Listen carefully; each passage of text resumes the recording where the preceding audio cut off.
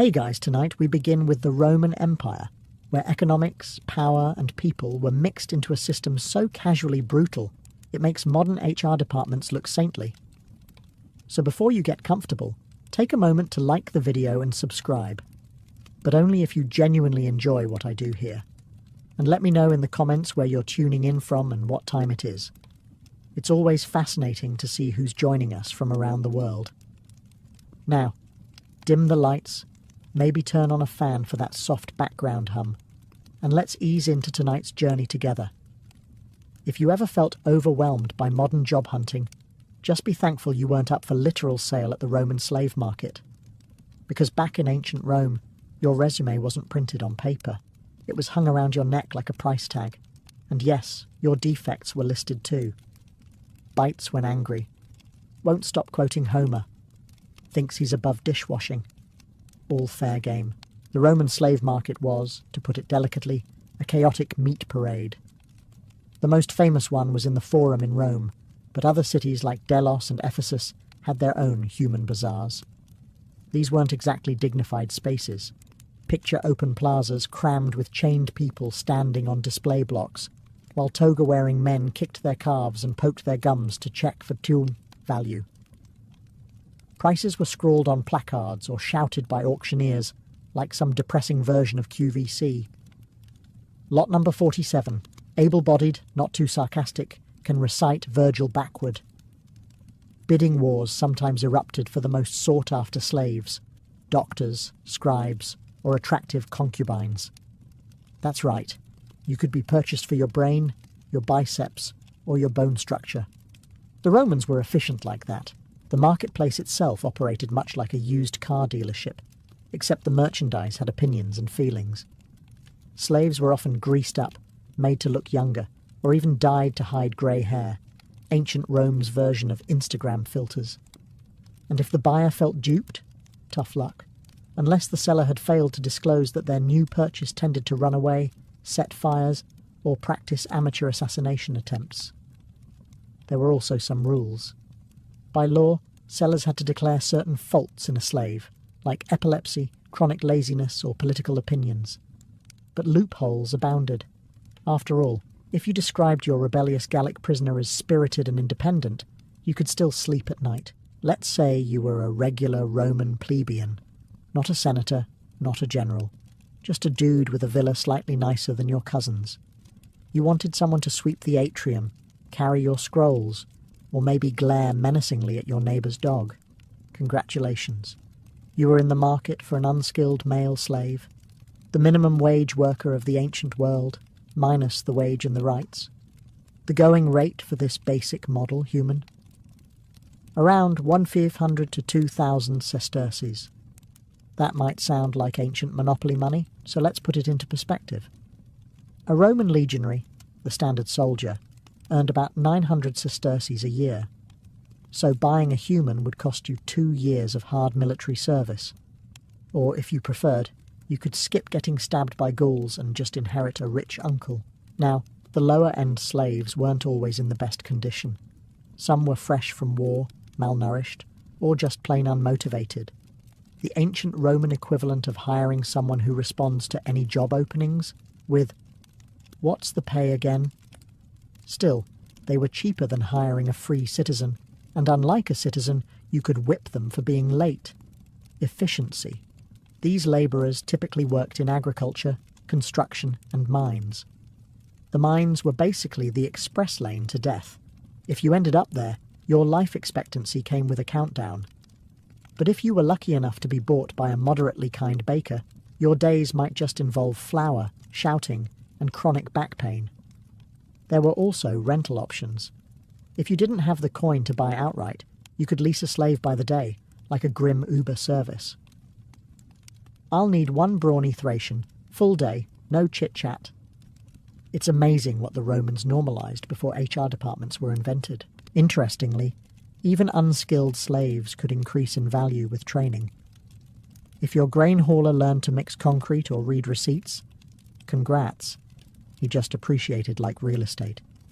Some owners invested in their slaves' skills, others did not. Let's just say not every Roman cared for upward mobility, especially if it involved someone else's.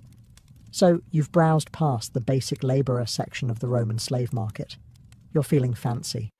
Maybe you want someone who doesn't just carry bricks, but can also compose epic poetry, mix a mean mulled wine, or whisper sweet philosophy into your ear while you bathe. Congratulations. You've entered the luxury goods section of human trafficking. Talented slaves were the Roman elite's version of a smart investment. These weren't just workers. They were status symbols with vocal cords. Educated Greeks were particularly prized. Philosophers, teachers, musicians, physicians, and that rare unicorn, a slave who could do taxes and play the lyre. The price? Anywhere from 10,000 to 100,000 sesterces, depending on just how much smarter than you they were. Let's be honest, some Romans just wanted a slave who could read bedtime Ovid and flatter their ego. Others? They wanted a dentist/botanist who could fix cavities and arrange the floral centerpiece. And yes, those kinds of polymaths existed, usually imported from Alexandria or Athens, and sold like philosophical Swiss Army knives. The cruel irony was that the more gifted the slave, the more they were objectified. Oh, this one? He speaks 3 languages and paints frescoes. Bought him on sale. And unlike modern employees, talented slaves couldn't ask for a raise. They could only hope for manumission, which was like quitting your job by being legally declared a person.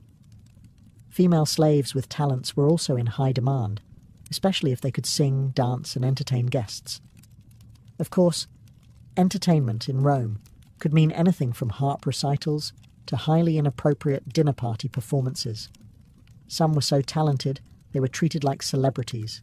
If celebrities had ankle chains and no dental plan, talented slaves were rarely left in the fields or mines. No. They were for the domus, the villa, the private salon where they could impress visitors and make their masters look cultured.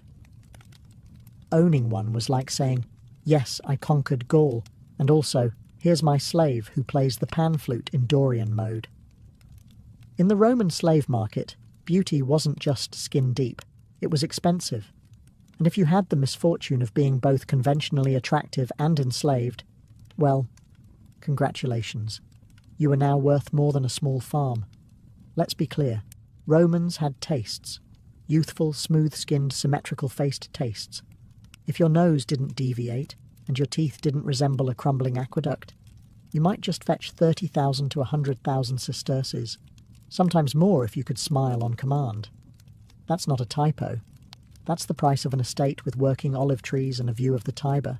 Attractive slaves were used for, shall we say, delicate domestic functions. Attendants, cupbearers, personal companions, the sort of roles where the phrase "don't drop the wine" had many layers. Their beauty wasn't just for their owner's enjoyment, it was a flex. Having a gorgeous slave serving your guests was the Roman equivalent of driving a red Ferrari through a narrow alley and not caring who you scratched. And while men weren't excluded from the pretty premium, it was young women, especially those from exotic regions, who bore the brunt of this demand. Egyptian, Syrian, Gallic, Thracian, each came with its own beauty stereotype, which Roman buyers ate up like imported oysters.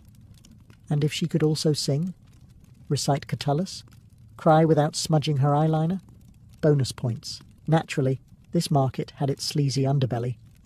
Special skills were often hinted at with euphemisms, and young girls and boys were sometimes sold far younger than should be legally, or ethically, tolerated by anything that isn't a demon in human form.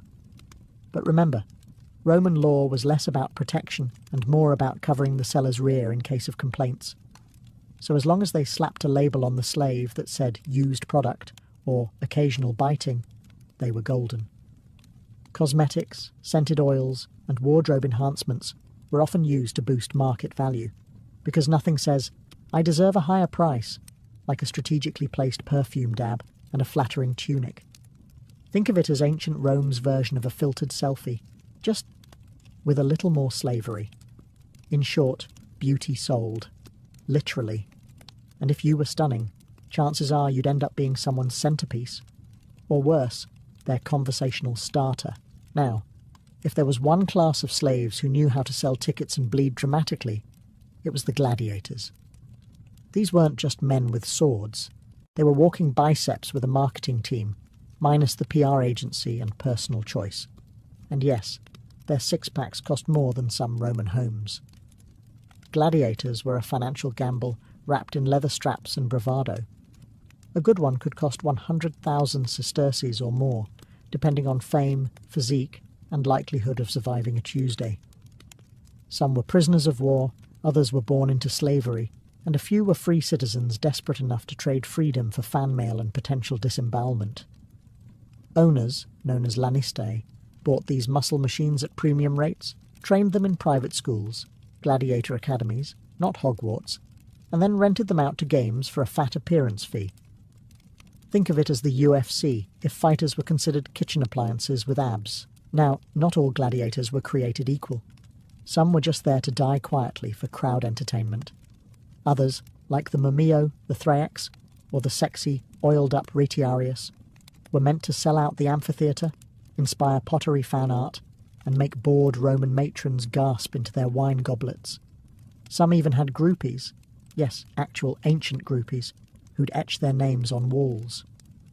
Crixus makes me blush was probably a thing, and we haven't even gotten to the fan fiction on wax tablets. Of course, gladiators came with extra risk. If your investment caught a sword to the spleen, well, there went your retirement fund. Some wealthy Romans got around this by purchasing multiple fighters and branding them like cattle. After all, what says ownership better than carving your name onto a man's thigh? And just to be clear, some of these warriors weren't men.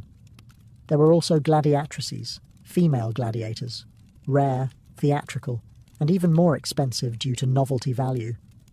It's one thing to win a fight.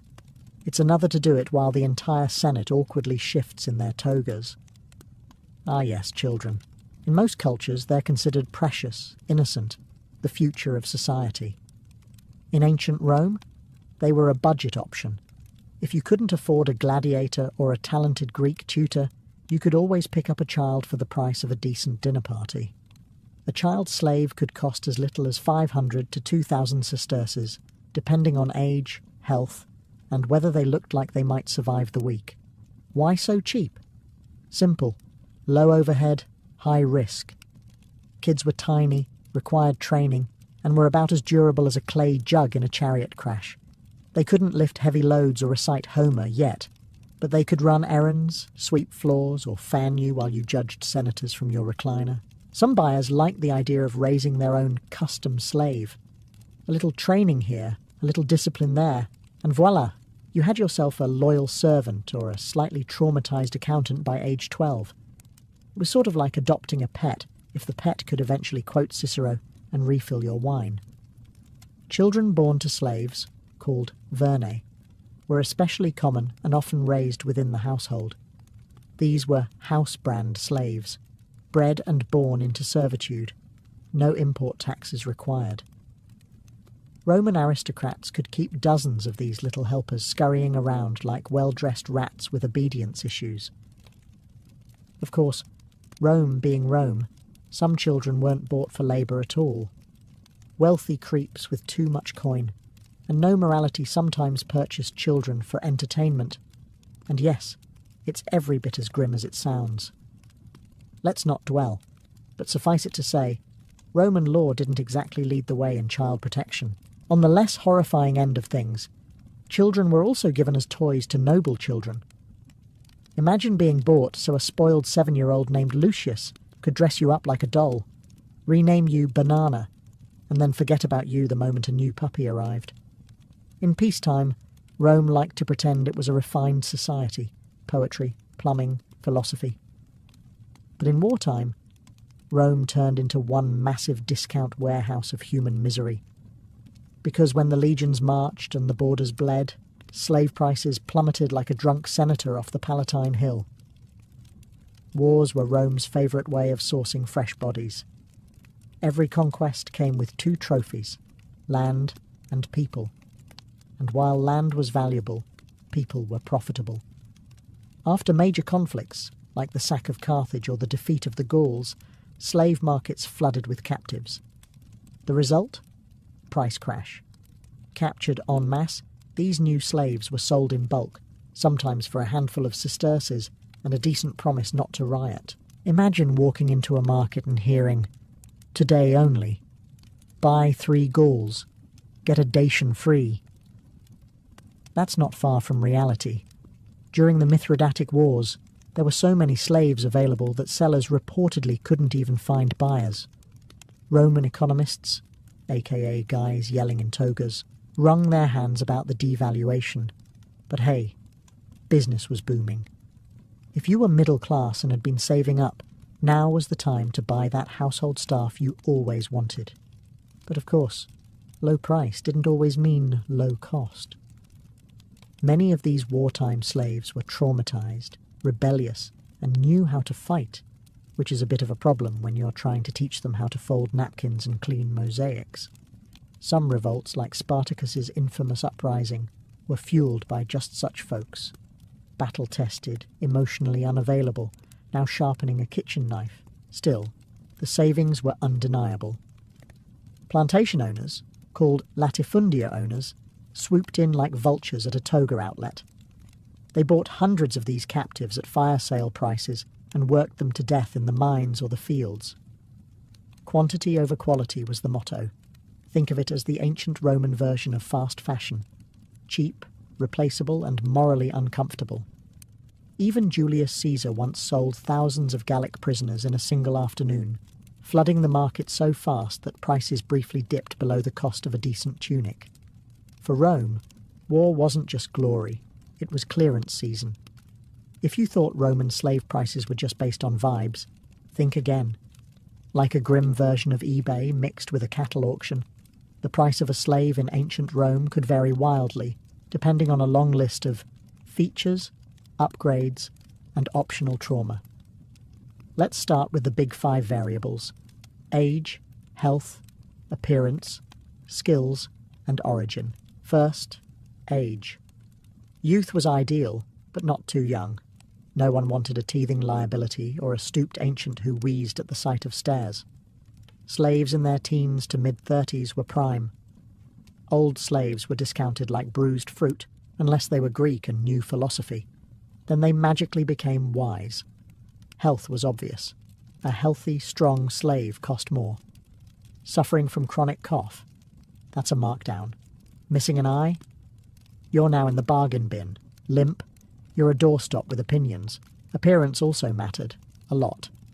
Good-looking slaves, especially women and young boys, were creepily more expensive because Rome, like every empire, had a certain appetite.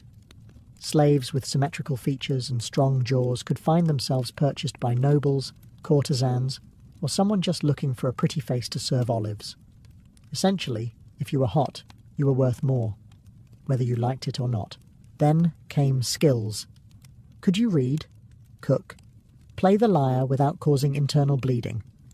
Prices soared for anyone with a specialised craft: doctors, scribes, teachers, dancers.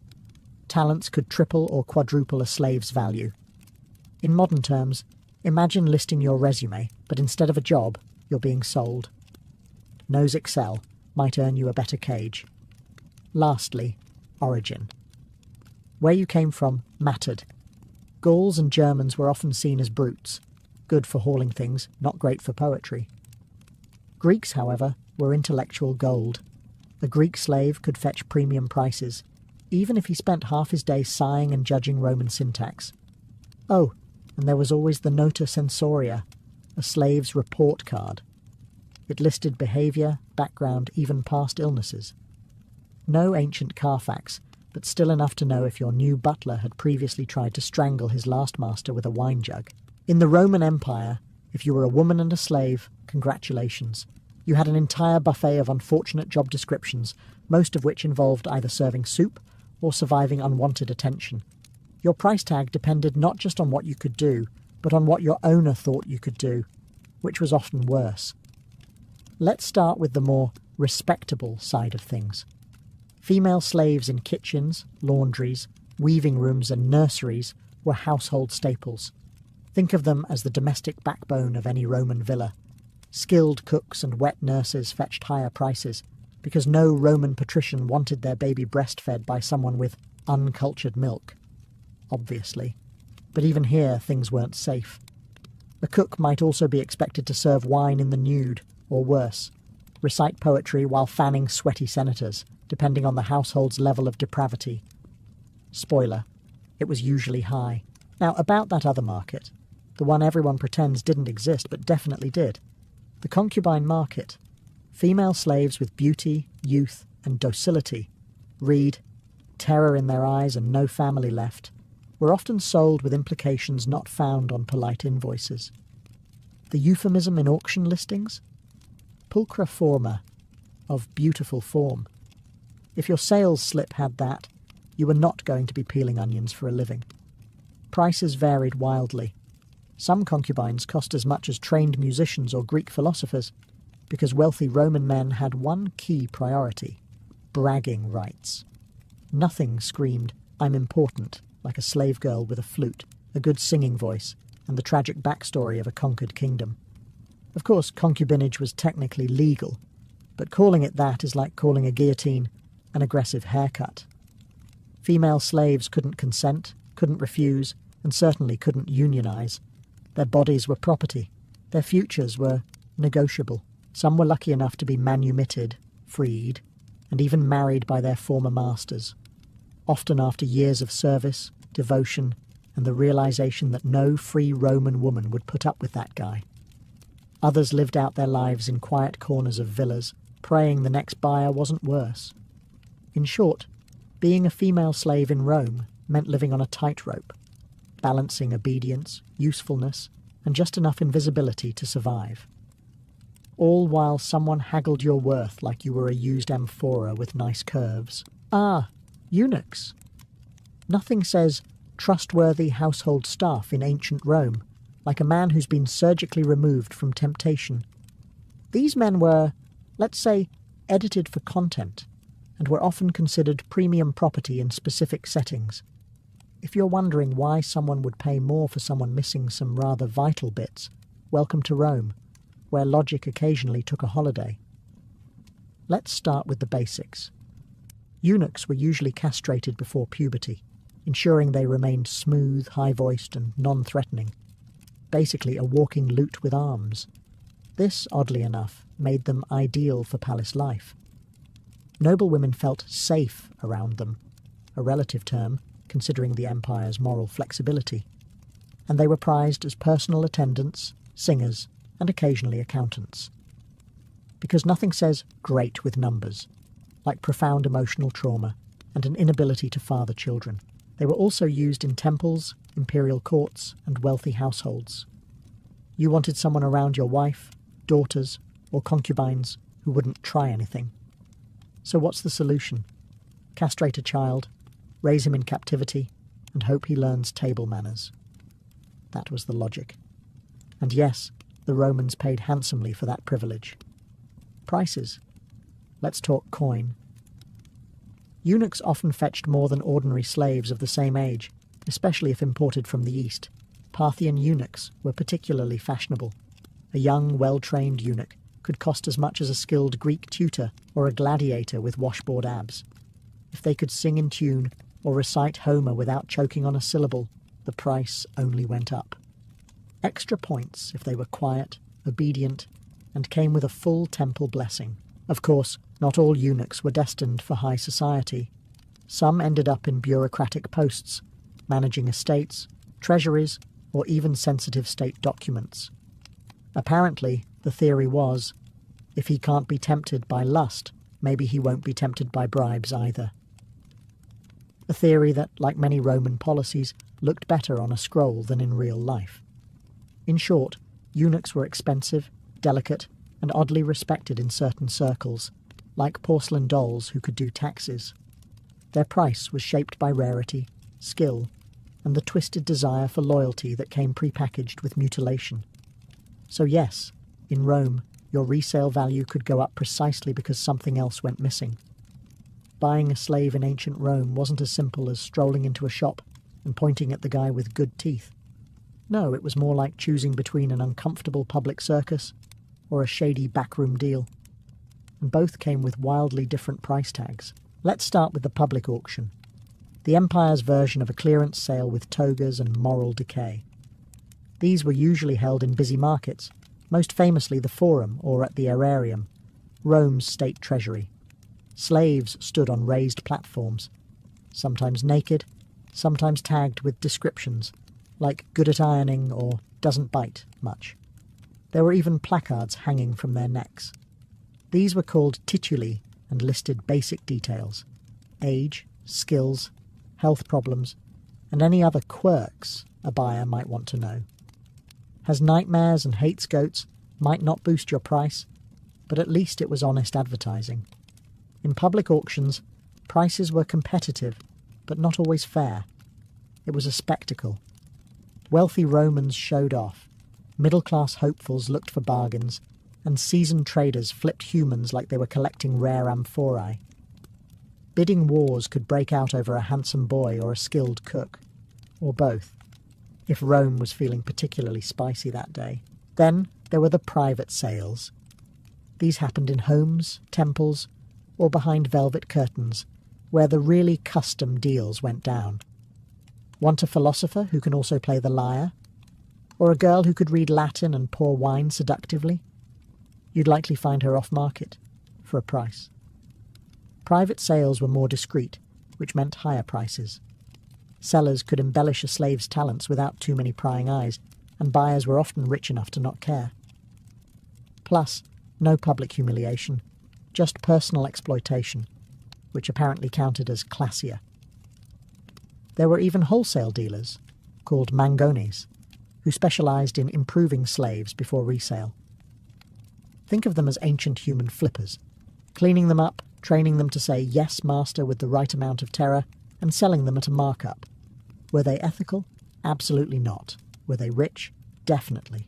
In the end, whether bought under the hot sun in a public forum or whispered about in a silk-draped atrium, a slave's value wasn't just about skill or appearance. It was about who was watching and how guilty the buyer wanted to feel. You might think that a civilization with public baths, lion-based justice and vomitoriums would be a little casual about paperwork. But when it came to slave sales, Rome kept receipts, and they were terrifyingly detailed. Enter the tabulae, the wax tablets or papyrus documents that recorded transactions in the same way we'd keep a bill of sale for a used chariot or a suspicious Amazon purchase at 3 a.m. Every slave sale, whether public auction or private negotiation, was documented with precise Roman flair. Names, prices, seller, buyer, physical condition, and any disclosed defects. Yes, slave defects were a thing, because nothing says civilized empire like a return policy on humans. Was your new cook secretly blind? Did your Greek tutor have a gambling problem?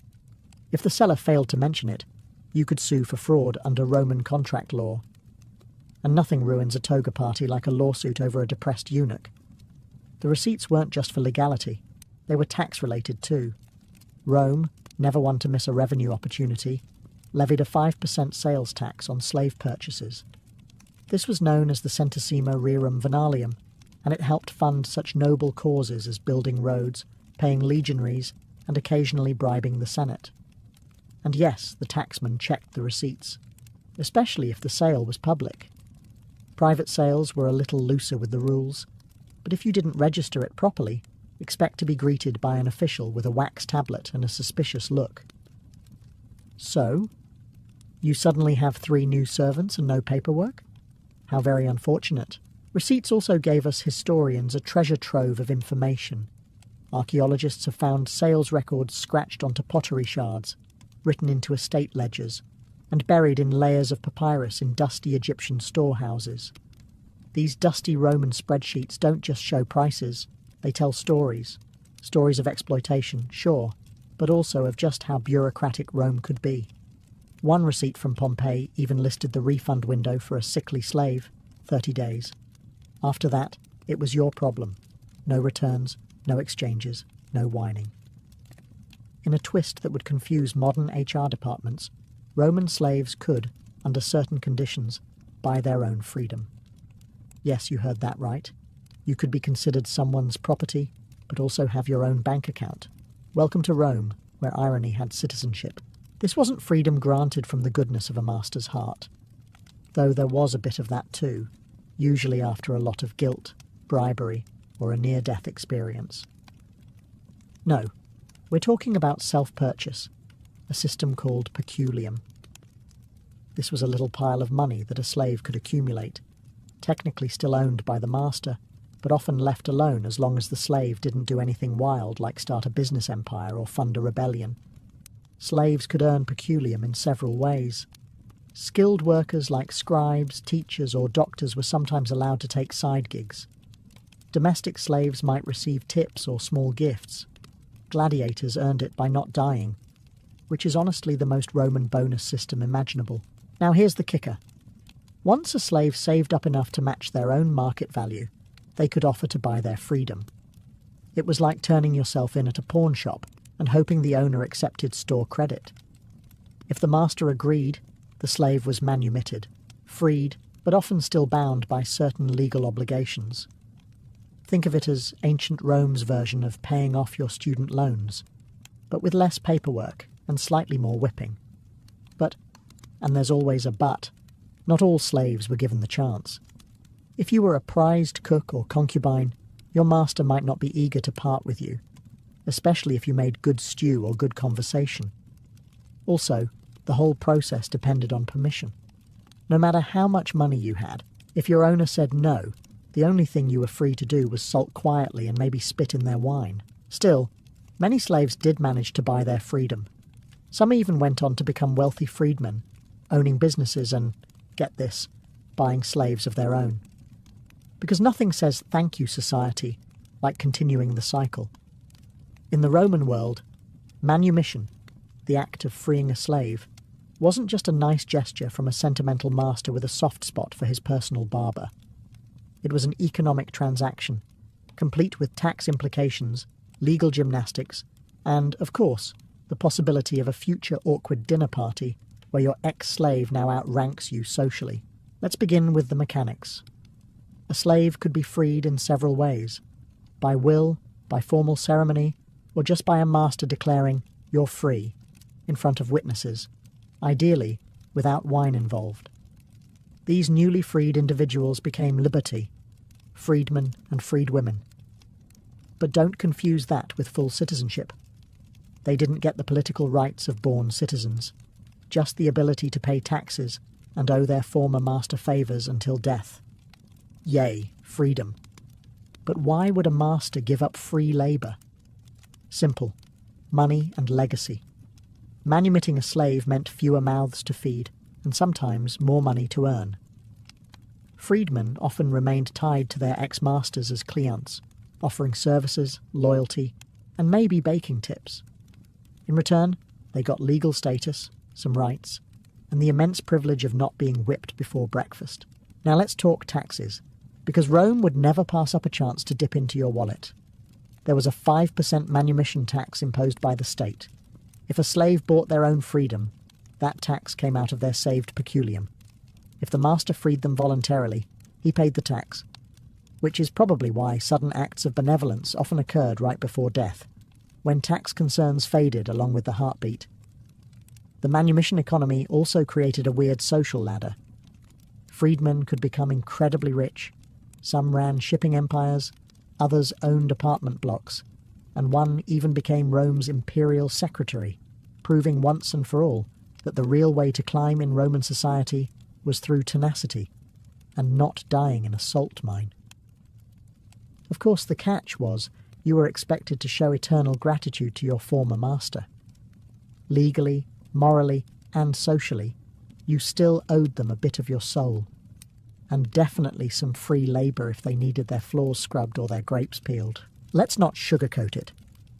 The Roman slave economy was a well-oiled machine of exploitation, a system where human beings were itemised, taxed, appraised, and traded like livestock wearing sandals.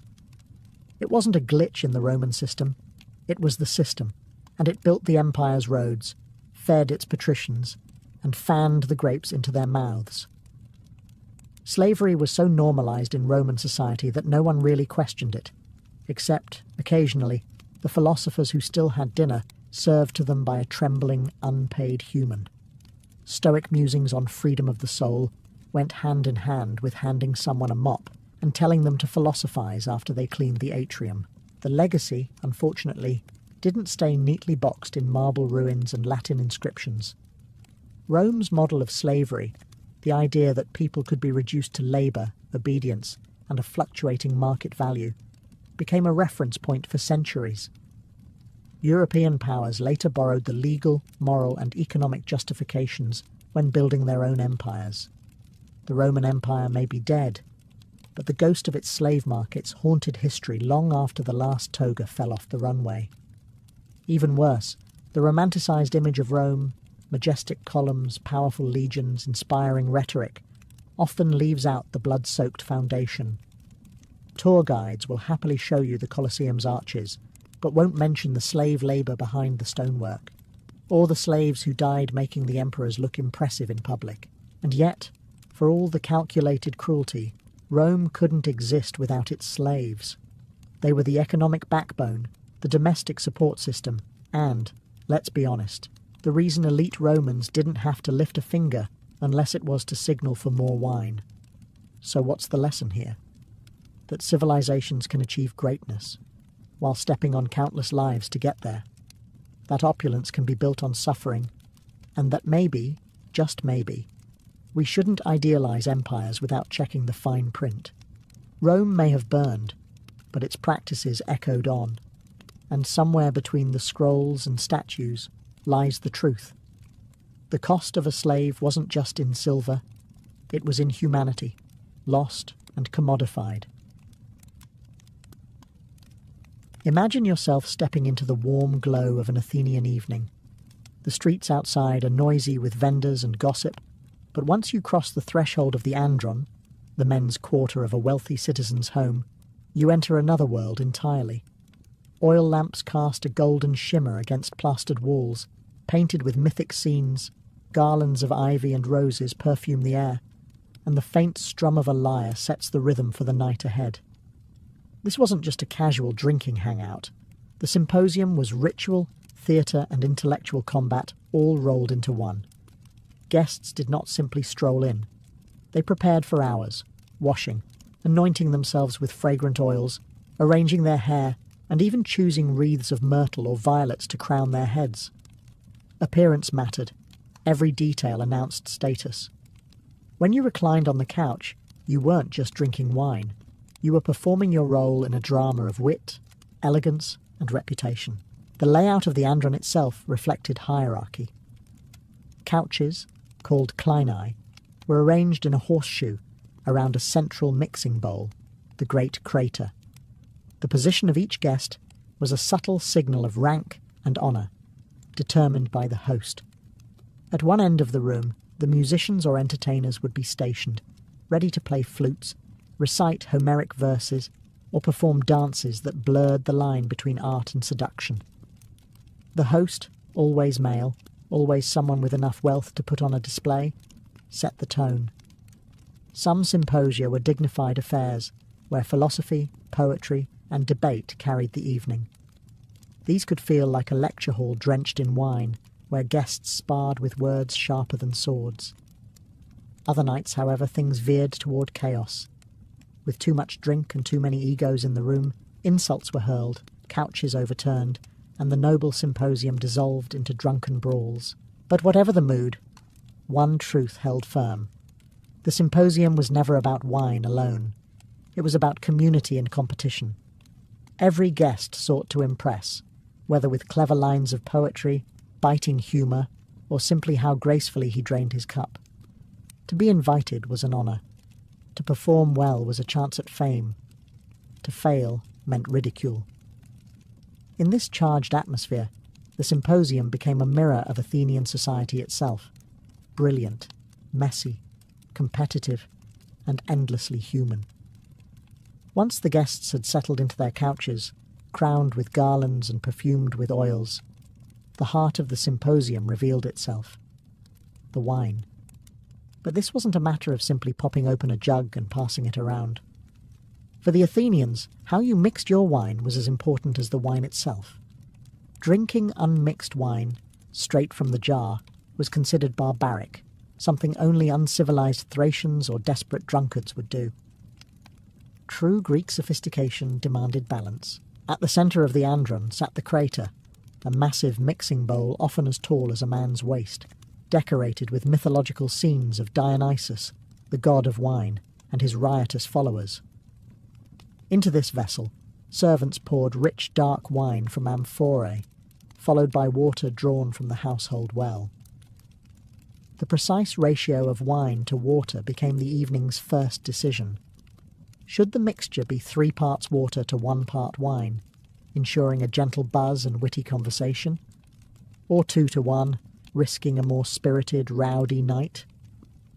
Rarely was it equal parts, for that level of potency could unleash bedlam before the evening had even begun. The responsibility for this decision lay with the symposiarch, the master of the feast.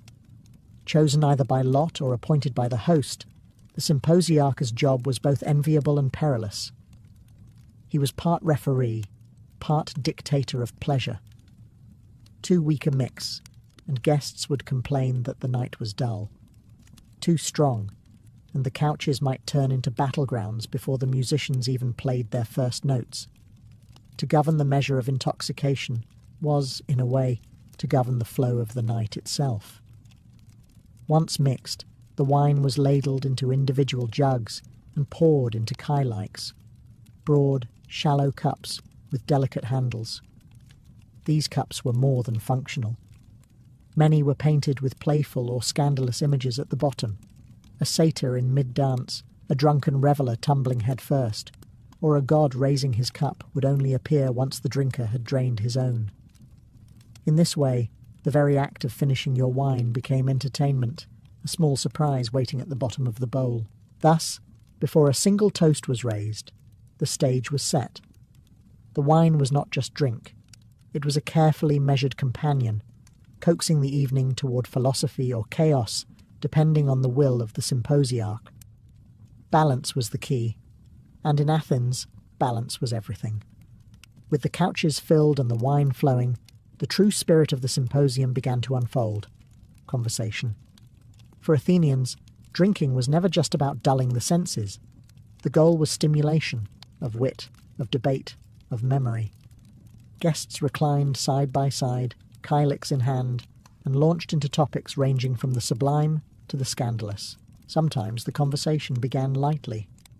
A guest might recite a witty line of poetry, quote Homer, or challenge another to complete a riddle. Others would compete in telling stories of love affairs, military campaigns, or political gossip. Laughter was frequent, but so was sharpness. Athenians prized logos, the art of persuasive speech, and no symposium was complete without verbal sparring. A well-placed insult, delivered with elegance, could earn applause louder than any song. At more serious gatherings, philosophy took centre stage. These symposia became miniature academies where men tested ideas under the influence of Dionysus. Questions floated in the smoky lamplight. What is love? What is justice? Does the soul survive after death? It was in such settings that figures like Socrates, Alcibiades, and Plato made their mark. Plato's Symposium, one of the most famous texts in philosophy, is itself a record of a drinking party, where each guest gave a speech on the nature of love. Beneath the ivy crowns and wine-drenched banter, the foundations of Western thought were being laid. But even the deepest philosophy was not divorced from competition. Each guest sought to impress, not just with wisdom, but with style. A clever analogy, a daring argument, or a perfectly timed joke might win the night. In this way, conversation was a contest as much as a collaboration, a verbal duel with wine as the fuel. Still, conversation at the symposium could just as easily veer into scandal. Political intrigue was a common topic, as were tales of adultery, betrayal, and corruption. Some evenings became less about lofty ideas and more about tearing reputations to shreds. After all, wine loosened tongues, and in a society where reputation was everything, what was whispered at a symposium could echo loudly in the streets of Athens the next day. Thus, conversation at the symposium was never neutral. It was play and performance, philosophy and politics, laughter and danger. One moment you might find yourself debating the nature of the soul, and the next you could be defending your honour from a sly remark about your latest affair. This was the power of the symposium. Every word, like every sip of wine, carried weight. As the wine mellowed tongues and conversations grew more animated, the air filled with another essential element of the symposium: music. No gathering was complete without it. Once the first cups had been drained, hired musicians, usually young women or enslaved performers, entered carrying their instruments: the haunting double pipes of the aulos, the plucked strings of the kithara or lyre, and sometimes drums that beat softly in rhythm with the rising voices. The aulos in particular had a hypnotic effect. Its sound was sharp, almost piercing, designed not for quiet meditation, but to rouse the senses. Plato himself distrusted its intoxicating tones, believing it encouraged excess. But for most Athenians, that was precisely the point. As the flutes whined and the strings thrummed, men reclined deeper into their couches, carried along on waves of melody and wine. Entertainment at symposia was varied and unpredictable. Some nights, poets were invited to recite verses of Homer or compose impromptu couplets on themes chosen by the guests.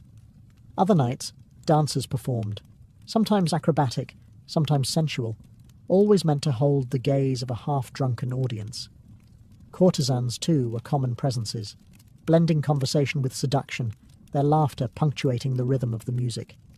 Yet music at a symposium was never passive background noise. It became woven into the rituals of drinking. Guests often engaged in scholia, improvised drinking songs passed around the circle like a verbal game. One man would sing a line, often humorous or provocative, and the next was challenged to respond with a verse of equal wit. To falter was embarrassing. To shine meant glory in the eyes of peers. In this way, the music became a contest of cleverness, just as conversation had been. Even the cups themselves joined the fun. Some kylikes were painted with musical scenes, so that as a guest drank, a hidden flute player or dancing satyr appeared at the bottom. Draining your wine revealed not just the painted image, but often a round of applause, laughter, or a bawdy joke from the others. Still, music carried more than entertainment. It touched on the divine. To the Greeks, music was linked to cosmic harmony, a reminder of Dionysus and Apollo alike, the god of frenzy and the god of order. At the symposium, that tension was alive. The flute might push men toward frenzy, while the lyre sought to steady their hearts. Between the two, balance, or chaos, was struck. Once the music had loosened the air and conversation had taken its course, the symposium often shifted into another beloved pastime: games. Wine did not only fuel philosophy and poetry, it also sharpened the thrill of competition. And in Athens, where nearly everything was a contest, the symposium was no exception. One of the most popular games was kottabos. The rules were simple, yet it required finesse. A guest would swirl the dregs of his wine in a kylix, then fling them across the room with a flick of the wrist, aiming at a target, often a bronze disc balanced on a stand. If the wine struck true, the disc clanged loudly. The sound met with cheers and laughter. But a sloppy throw, splattering the wall or another guest, could earn ridicule for the rest of the evening. The game was more than play. It was a test of grace and precision, a chance to show control even in drunkenness. Other contests were more direct. Who could drain a cup the fastest? Who could remain the most eloquent while visibly staggering from wine? Some symposiarchs delighted in pushing their guests to the edge of excess, decreeing rounds of increasingly potent mixtures. Others favoured skill over endurance, devising intellectual or poetic challenges between drinks. Either way, the spirit of agon, struggle and competition, was always present. There were also games of wit, which blended seamlessly with conversation. Guests might challenge each other to invent verses on the spot, insult one another in rhyme, or respond to riddles crafted to expose quickness of mind.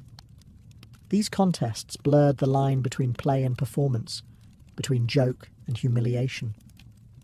To win was to bask in laughter and admiration. To fail meant enduring the sharp-tongued mockery of peers.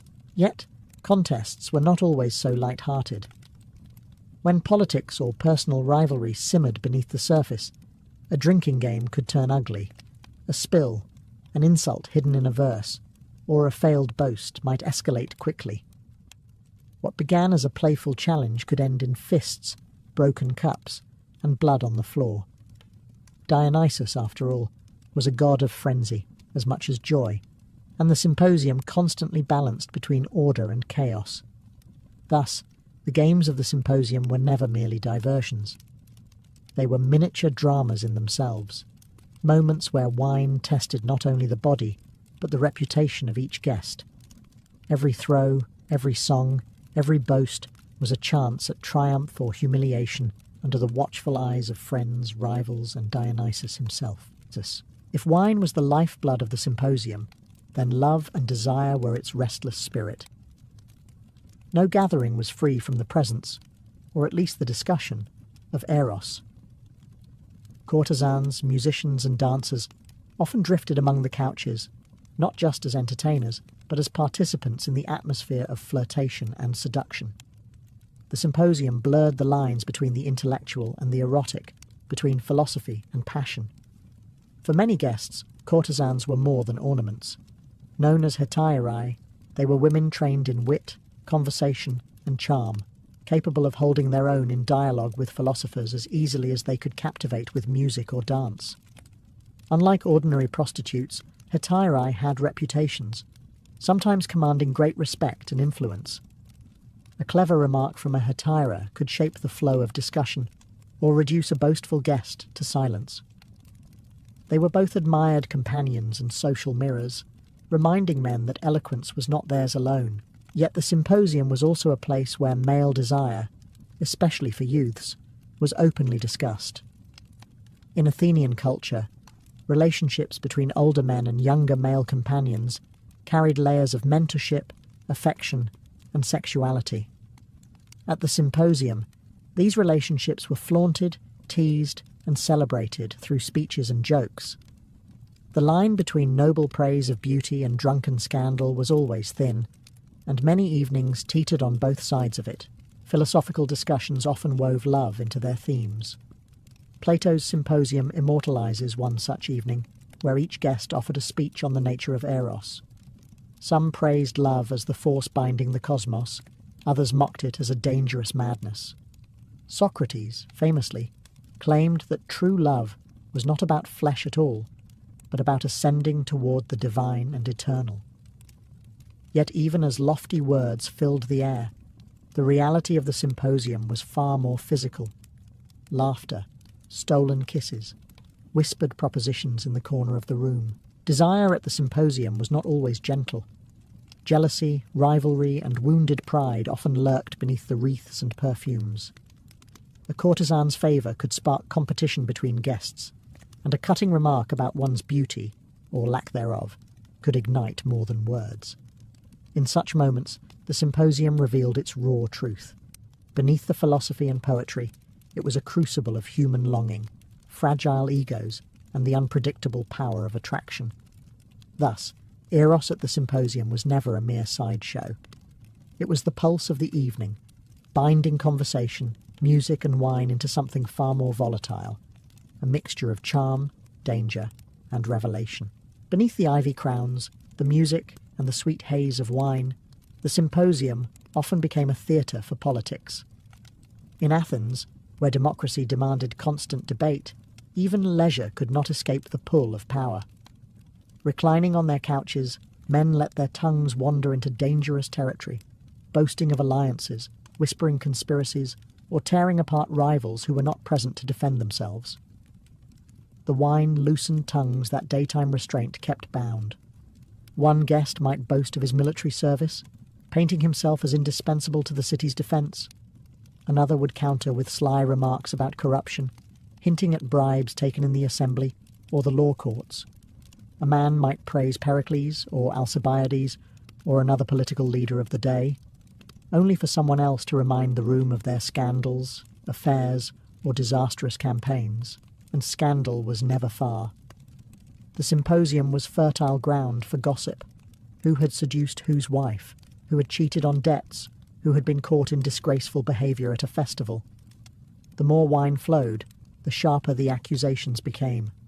Witty barbs that began as jokes could shift into daggers. To be ridiculed in such a setting was humiliating, but to win the crowd's laughter